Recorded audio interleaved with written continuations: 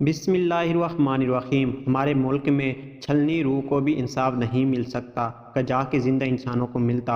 1.5 ماہ پہلے جان کے ایک علاقے میں شادی تھی۔ شادی گاؤں کے سب بڑے زمیندار، سیاسی طور پر مضبوط اور یورپ میں سیٹل خاندان کی شادی پر لاکھوں روپے صرف ڈانسر اور ناچنے والے گھوڑوں پر لٹائے گئے تھے۔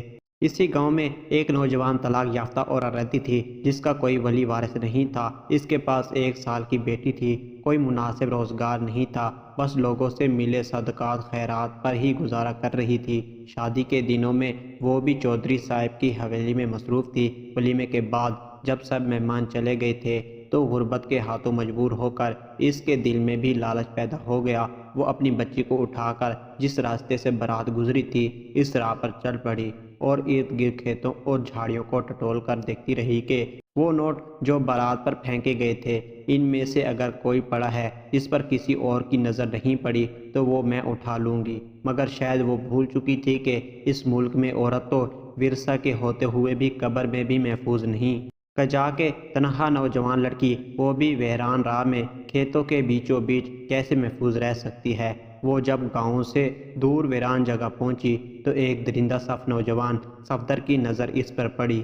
اس نے زبردستی عورت کی عزت پامال کر دی، یہاں تک کہ اس عورت نے اسے معصوم بچی کا واسطہ دیا۔ مگر اس ظالم انسان کے دل میں خوف خدا نہ جاگا۔ جب اپنی ہوس مٹا لی تو دوبارہ یہی عمل دہرانے کی دھمکی دیتے ہوئے چلا گیا۔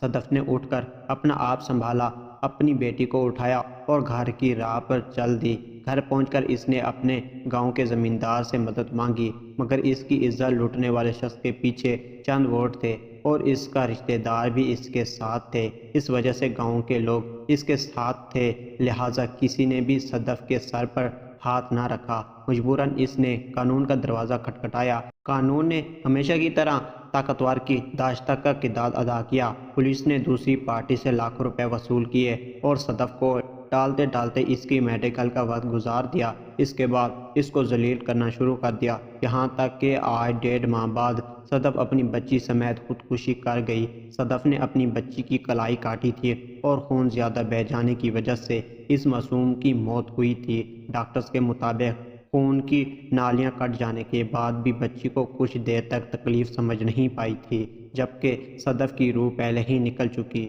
صدف کے ساتھ ہی اس ملک کے انصاف کا جنازہ بھی اٹھ گیا تھا۔ آج جب یہ خبر سنی کہ فاطمہ کے قاتلوں کو چھوڑنے کے لیے 50 لاکھ روپے کی ڈیل ہو چکی ہے تو بے اختیار صدف کی یاد آ گئی۔ میرے ملک میں غریب کی اوقات وڈیروں کے پالتو کتوں سے بھی کم ہے۔ اگر ہو سکتا ہے تو ہوش کے ناخن لے لو، ورنہ روز فاطمہ، صدف اور اس جیسی ہماری بہنیں لٹتی رہیں گی اور ہم تماشائی بنے تماشا دیکھتے رہیں گے۔